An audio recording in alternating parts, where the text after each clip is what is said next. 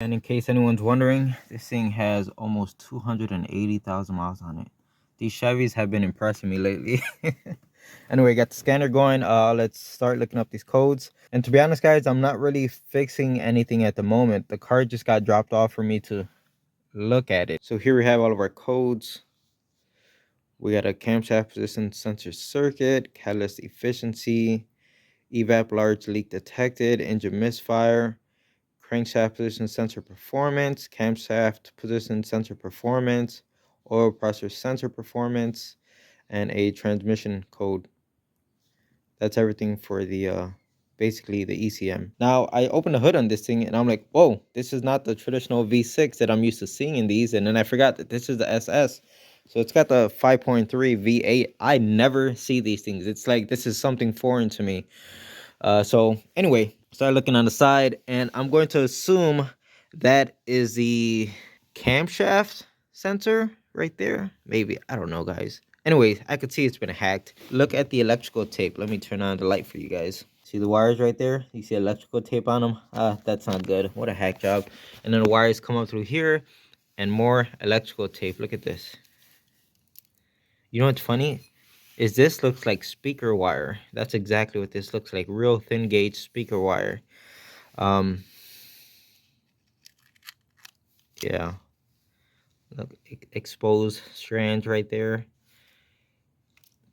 Yeah, what a shit job. Let me do some research and find out what's what. Okay, so this is going to be the camshaft sensor, just like the owner said that his uncle fixed the wiring and replaced the harness or whatever. Because the crank sensor is actually behind there underneath the exhaust manifold. So that's unfortunate. That means I am not looking into that because it's too much of a hassle. Screw that. But the thing is, I have not been able to replicate this extended crank. So I guess I'm going to try it a few times before I start messing with things. As you could see, I already started moving things around, which I shouldn't have done. But I don't know. I'm just going to crank it over a few more times and see if we could replicate this long crank. Now, as far as the camshaft sensor, the only one I'm really concerned with as far as the codes is going to be this first one that says circuit. So yeah, we have other codes here that say, where is it, like camshaft sensor performance. Of course, there's going to be a performance issue if there's a circuit issue. I hope all that makes sense. So I would see it as these performance codes are more of secondary, and this right here is the main problem. We need to figure out why it's triggering a circuit code, and that could either be three things. It could be the ECM, which is let's just say very unlikely. Possible, yes, but very unlikely in this case, especially seeing the hack job going on here. It could be a bad sensor, or it could also be bad wiring, which is the most likely scenario here given the situation. All right, let's just keep cranking, see if we could get it to act up. Look at that. There it goes, the very first try. That's amazing. It's running, but it's not happy. Now that I got the engine running, we saw it act up, and it's actually kind of running like crap right now. I pulled up the data pit for the camshaft sensor on the scanner, and you can see it's reading 0 RPM, even though the engine is running. So what I want to do is let's keep looking at the scanner and kind of move these wires around and see if we could get this sensor to come back to life. And so far, nothing. No matter how much I move it around, nothing is happening.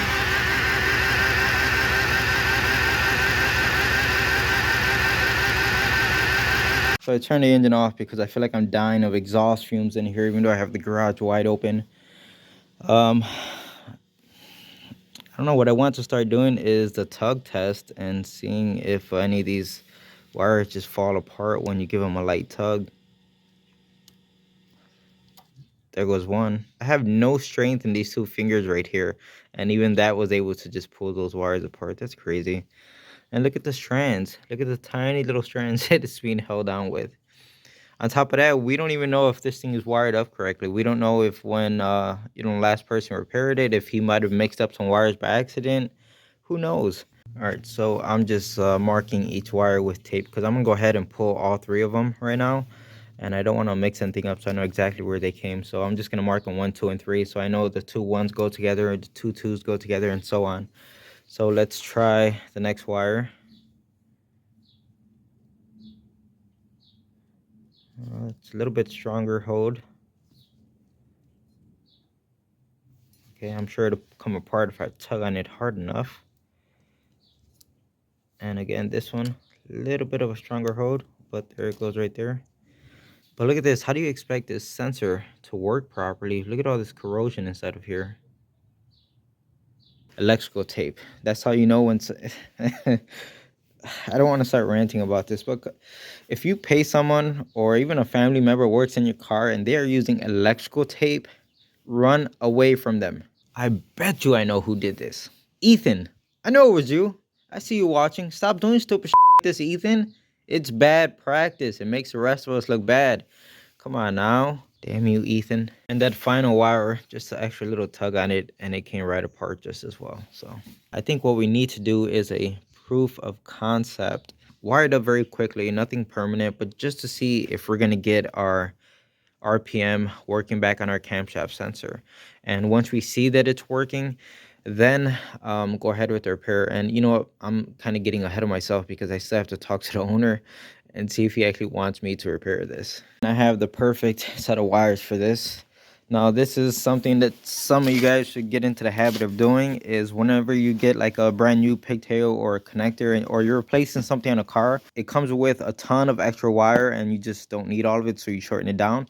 Don't throw the little scraps out. Things like this can be very useful because they're actually really high quality wire, and you know, they're made for automotive because they, you know, they came off of automotive parts.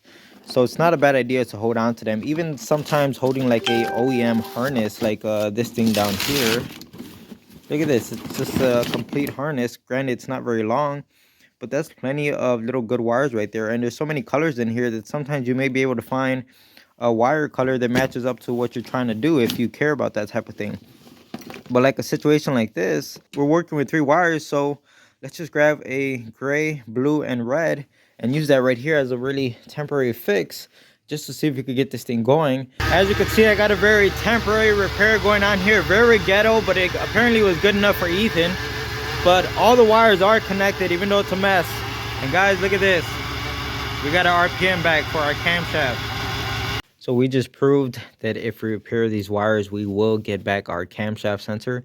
So let me go ahead and call the owner and see if he wants me to fix this the right way and get rid of all this jankiness that's going on, especially these speaker wires. It's horrible. Don't ever use speaker wires for fixing or repairing something on a vehicle like electrical. It's just a bad idea, guys. If you're in a pinch and you got no other option, then fine. And then get it fixed the right way later on. But typically, yeah, don't do this, guys. This is a weird problem. Never seen that before. The speedometer bouncing around like that. That's crazy. Oh, and by the way, that fuse panel down there, completely full of water. The whole carpet is wet. You can see the staining, and it's just dripping water. It's crazy. I don't know where water is getting in. I'm sure it's a common issue. I think I've seen that before, though.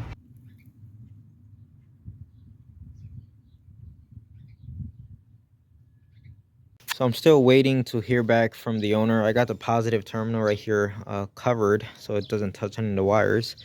And what I noticed is this thing just sitting over here. This is for the battery cables. I mean, who needs battery management anyway, right? And of course, this thing has the crappy connectors like you would expect to see on a car like this. So I'm not surprised, but I mean, even if you're doing a job like that and you're putting on these crappy terminals right here, just put this thing back. This makes no sense. I think someone set it aside to, you know, so it's not in their way. And then after they were done putting these things on, they were like, oh, forgot about that. And they're like, too late now. It's about 2 hours later. I finally got the green light from the owner to go ahead and fix these wires. And I just noticed that says LKQ. I wonder if they had a salvage yard intake manifold put on, or the whole engine came out of another car. Who knows? As you can see, I got the connector disconnected. Now I already went ahead and soldered on the new wires. After I was done with the soldering, I sprayed all of them with some CRC to protect the wires. And then of course I put heat shrink over everything. And I found this plastic tubing, convoluted tubing over there in my box. Also, it came off of another car. Sometimes it pays to not throw things out. So I'm gonna go ahead and slide this over this area, because this is really where it needs it, since it has potential to rub on all kinds of things back here. So I'll slide this tubing over it and then wrap it up in some new tape. And there we have it. This end is all set. Look how nice that turned out. So now I can pretty much plug this in back there and route the wire where it's supposed to go. And we'll solder on up here, cut off any excess. All right, so I'm all done. It's plugged in down there. You can see I got the two zip ties holding the harness in place. And sorry, I didn't have any black zip ties on hand, so I had to do with the white ones. And here we are up here. Up top, it's not the most elegant, but it gets the job done, and none of the wires are touching anything. So let me clean up my mess. We'll put the scanner back on it and make sure we have our RPM at the cam sensor. All right, so it started right up, no hesitation at all. That was the owner's main complaint. He said it would hesitate to start, and we did experience that one time. But as you can see, the cam and crank sensors are working perfectly. No issues at all. So that's it for this one, because that's all it's here for, even though it has a laundry list of codes. I'm gonna go ahead and park this turd on the street. Well, before I go park this thing on the street, of course we know it has misfires, right? If you look at these wires, they look pretty old and crusty, and there's a lot of white like residue around the wires right where it touches these pipes. So that looked like arcing to me.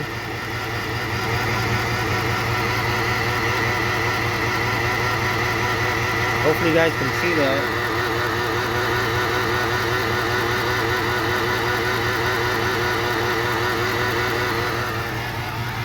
So I don't know exactly what's causing the misfires, but it's pretty safe to assume that this thing probably needs spark plugs and wires. I know, classic. Oh, it needs plugs and wires, but this is one of those cars that I'm sure does need it. It'll be fun. So it's the next day, and we are back with this Impala. Nothing to do with that cam sensor. All that's fine. The car started right up this morning. But the owner brought up, hey, there's a rattling sound coming from underneath the car. Can you figure out what it is? And, you know, if you can you fix it? So I definitely heard that noise. So it's basically the heat shield right on top of the catalytic converter. It's welded onto the converter, and those welds have broken off. So I'm gonna see if there's something I could do about it. And then I figure, you know what, while I'm gonna be moving the car around, while I was gonna bring it into the garage, I was like, let me look at some scan data to see, you know, what else is going on with the car. So here was our misfires counters. Now this is all history stuff, but I looked at the current misfires, and the same exact two cylinders are still misfiring. So cylinders 2 and 7 are all of our misfires and what's causing it to run funny. Yesterday I did do a clear flood mode and cranked the engine over, and it sounded perfectly fine. Like, I'm not hearing a mechanical issue that would cause a misfire. So I think it's just ignition related. Anyway, you can see we got our traction lights on and ABS light. So I grabbed some wheel speed data. You can see our left rear is fine, right rear is fine, but on the right front wheel we have this I don't know, very erratic signal. That could either be a bad wheel bearing or a wire that's hanging on for dear life, and as you go over bumps it like makes and breaks contact. But on the front left side we have absolutely nothing. So that could be like the magnetic ring on the wheel bearing has completely fallen off, or we just straight up have a broken wire. So basically the two front wheels have a issue. What I saw yesterday very quickly when I was looking at the heat shield issue is I could see the ABS harness going to that wheel bearing on the front right side is just hanging very low below the car. So I don't know if it got snagged or something, but it's definitely not right. Anyway, I'm about to put this car up on the ramps to see if there's something I could do about that heat shield, and we'll take a closer look at the harness going to the wheel bearings. Going underneath the car, let's have a look at this ABS issue first. And the problem is very obvious. You guys see anything wrong here?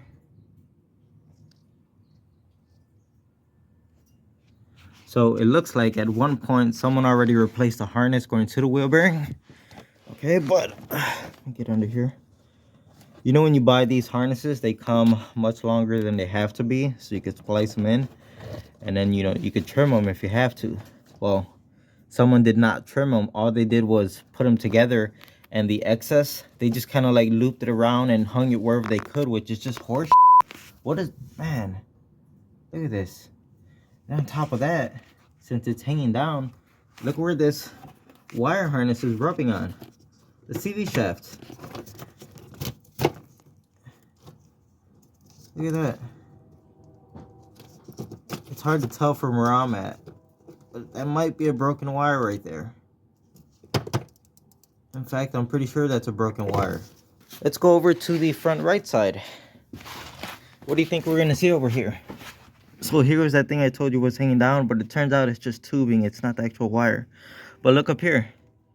Same exact crap, a real long harness, and it's just looped around. And look where it's practically wrapped around the CV shaft. Look where it's been touching, and look at the electrical tape work again. I'm not trying to insult anyone. I'm curious. I want to ask the guy, like, hey, did your uncle do this also? The same guy to try to fix your cam sensor wiring up there? If I were to try to fix this, before throwing wheel bearings at the car, it's pretty safe to assume that the wires need to be fixed first. All that data may come back alive, and it turns out there's nothing wrong with the wheel bearings. I'd put my money on it's those harnesses. We clearly see how they're rubbing. This one on this side even looks like it's broken. We see the electrical tape. Just what a shit job. And this is amazing. This is the type of work that people do, and they just get away with it. It's crazy. So we got the green light from the owner to try to fix the rattling heat shield, and I told him I'm not sure if I'll be able to fix it, but I'll give it a try. And to fix the ABS wires going to each of the front wheels. So here was that heat shield, and the second I touched it, guys, it literally just fell right off the car. So I'm just gonna tell the owner to take it to a muffler shop and have them either put this one back on or install an aftermarket one and get it welded in, whatever. It's his choice. At least the noise is gone, and of course I'm not going to charge him for this. Oh my god, it's the BMW all over again, guys. Nothing, it won't crank. So what did I do? Well,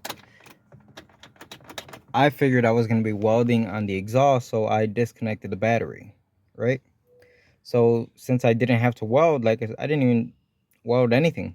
So I figured, okay, let me just go ahead, reconnect the battery. Reconnected the battery, that's it. And all of a sudden, the car won't start.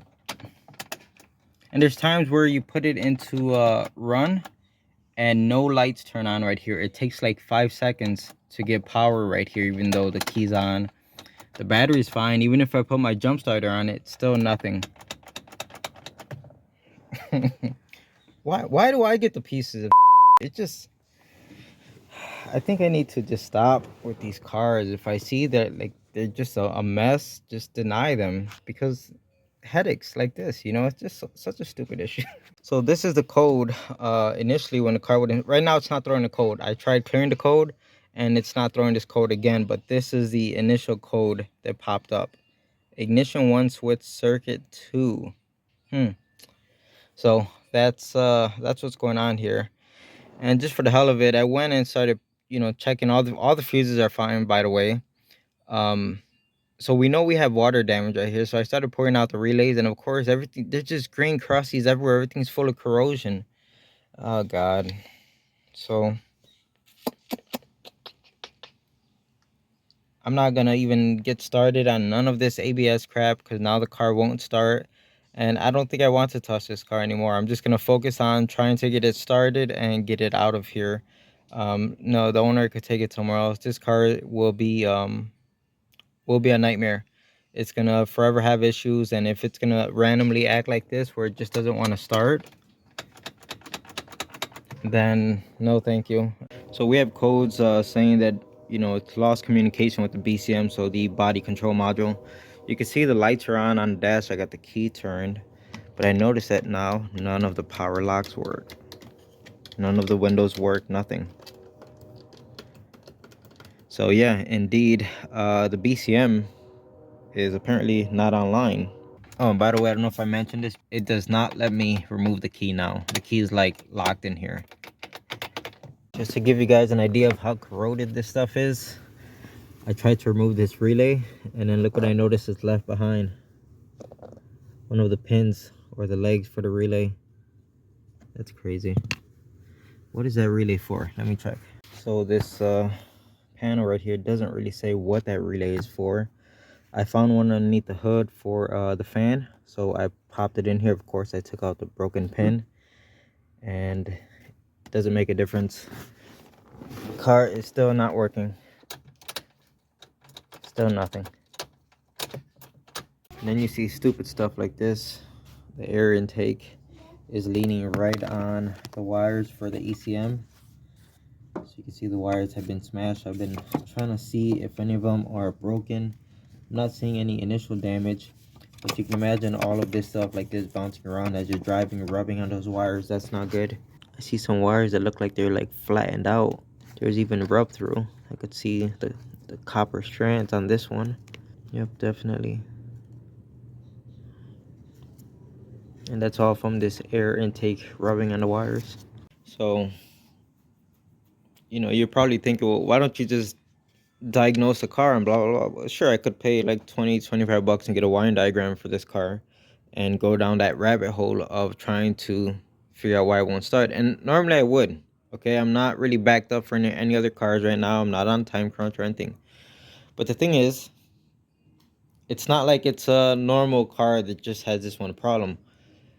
We clearly see that that fuse panel inside the car is full of water and corroded. And I'm sure this one is in the same freaking boat. It's super common for these things to go bad on these cars.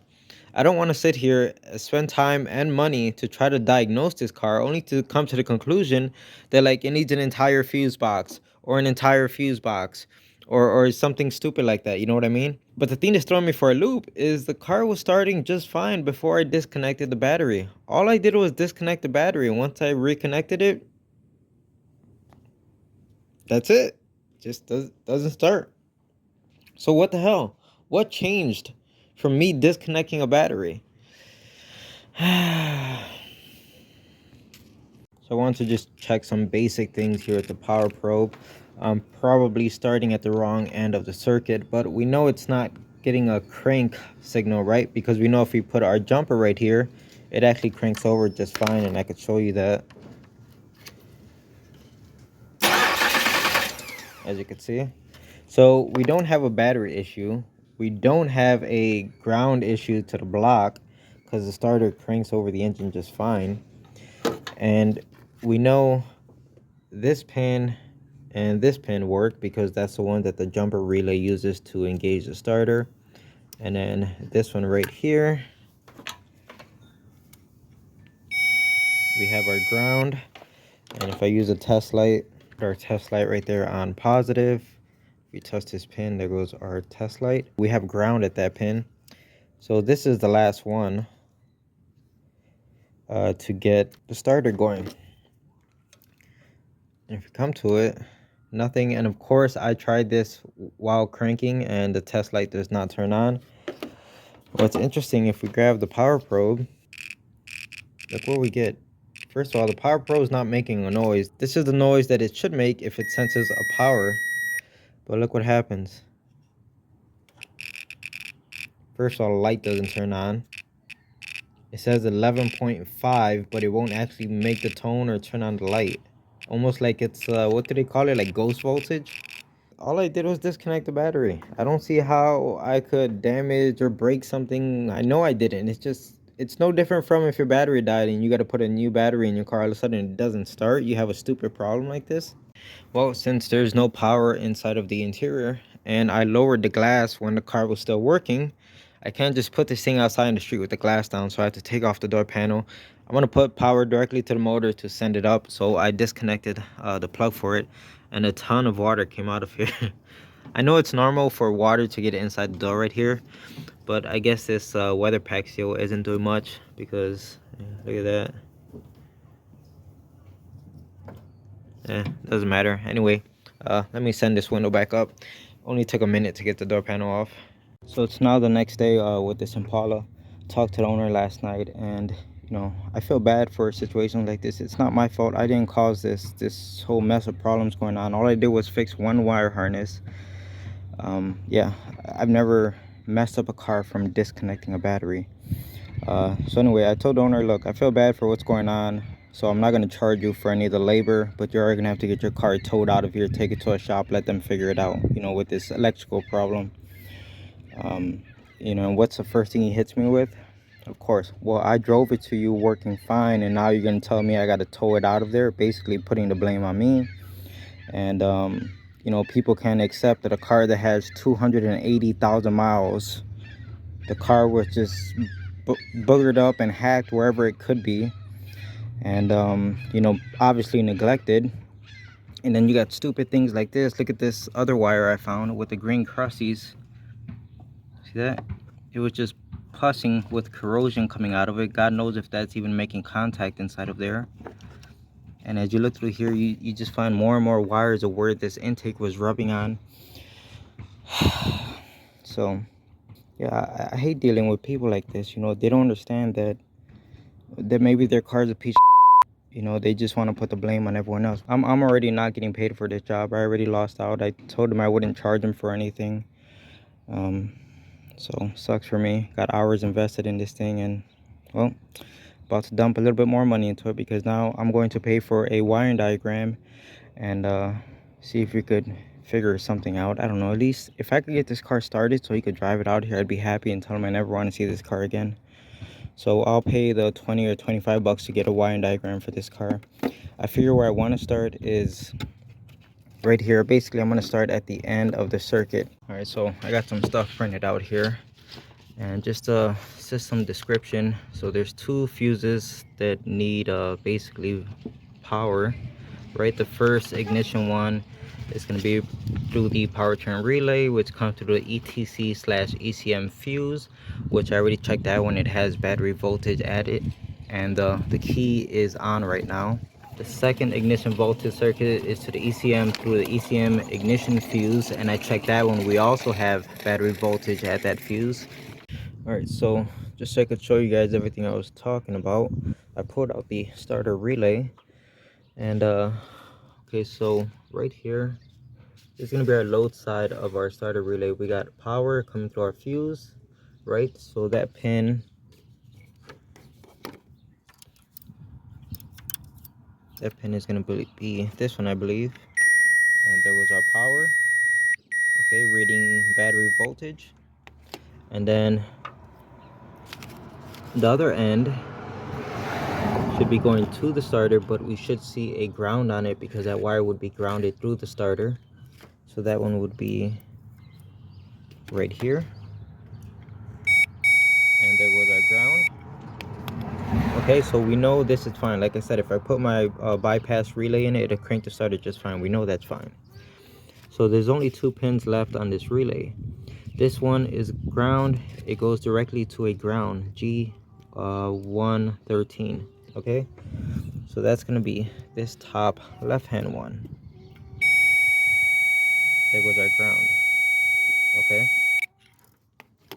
so the only one left would be this yellow wire, and it says it goes directly to the ECM. Okay, and if I get on that wire or that pin, the power probe doesn't even make a noise, yet we are at 1.4 volts, and it's not even enough to register like positive. It won't turn on the light, it won't make the beeping sound or anything. It just says 1.4.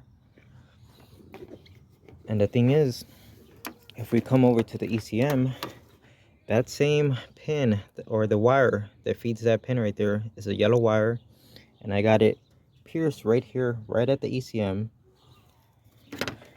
And if we go ahead and check this one, there goes that same 1.4. Okay, so we know we're on the same exact wire. All right, so let's go ahead and turn the key and see what happens here. 1.4, that's odd, you know. It doesn't light up as a ground, doesn't light up as a power, it just says 1.4. I'm gonna go ahead, turn the key. Look, the key's turned. Look how long it takes to get power. Look at that. It took like 3 seconds for that thing to power up. By the way, it doesn't, of course it doesn't do anything, right? So anyway, the key's in the on position. Now if we come back and check this wire again with the power probe, now it's reading 11. Okay, I know it's upside down, but it's reading 11, but it's not enough to trigger like if it's a power or a ground still. You know, if I touch something that's ground, it should ground, and if I touch a power source, we should get our power. But with the key on, it's nothing. It says 11, but it won't trigger as either a power or a ground. And there's even like that static coming through the speaker of the power probe. That's why I kind of called it like ghost voltage. But what is going on here? So clearly we are on the correct wire that feeds that pin that should be going to the starter relay.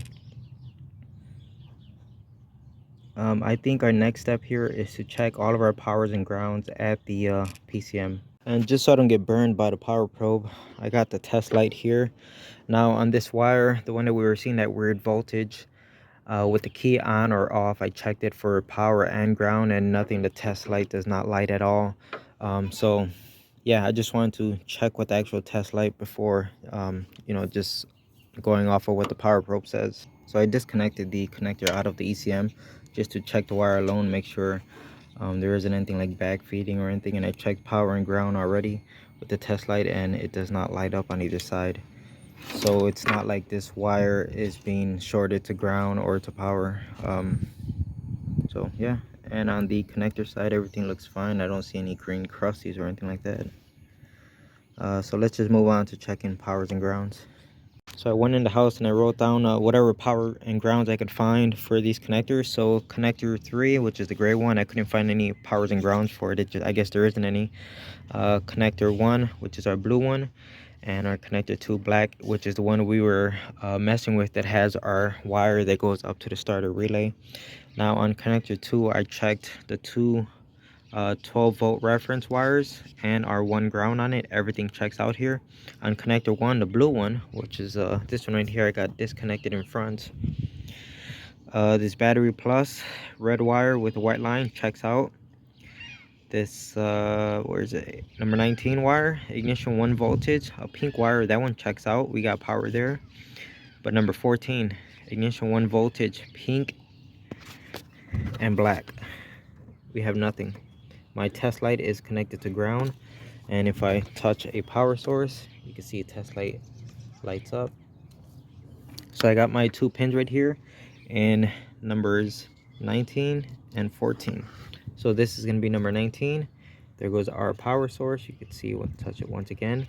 But number 14, no power going to this wire.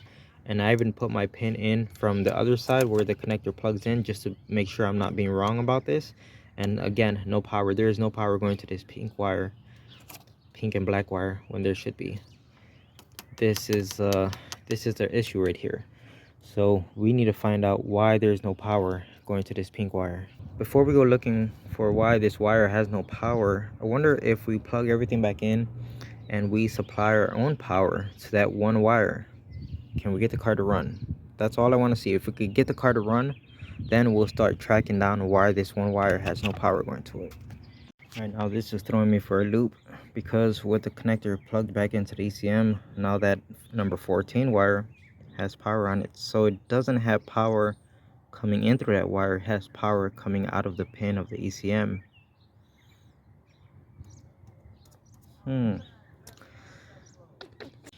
Okay, so I unplugged the blue connector again. This thing's throwing me for a loop like crazy, because on what is it, on pin 19 or wire 19, the key is on, so you can see we got 9.5 volts. Hold on, what's our battery at? Let's see. Yeah, that is battery voltage. The battery's just getting weak.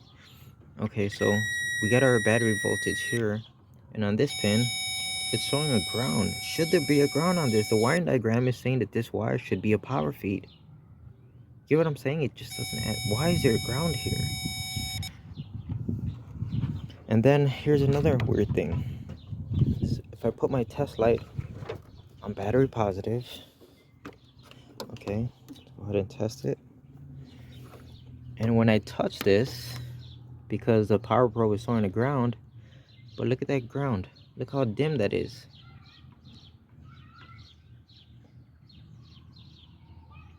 Isn't it weird? To me, that seems super weird. Like this, you know, this is what a good ground lights up like.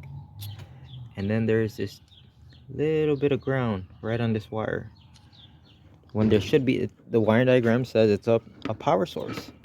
And that's what we have our code for. We have our code for one of the, the ignition 1 voltage.